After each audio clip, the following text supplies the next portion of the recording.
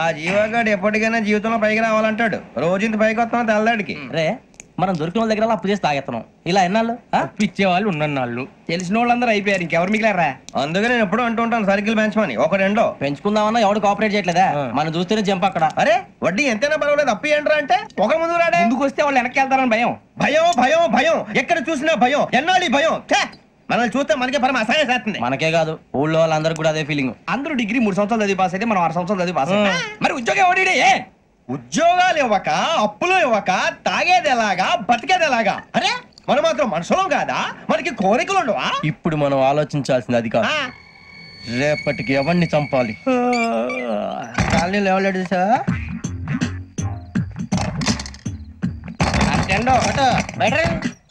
నువ్వా వెంకీ? ఏంటి వెంకీ ఈ టైంలో వచ్చా? నీతో మాడే పని ఉంది దా చెప్తా. ఏ బాగా నిద్రొస్తుందా? సరిగానే రే నువ్వు మమ్మల్ని చూసే తలిపేసావా?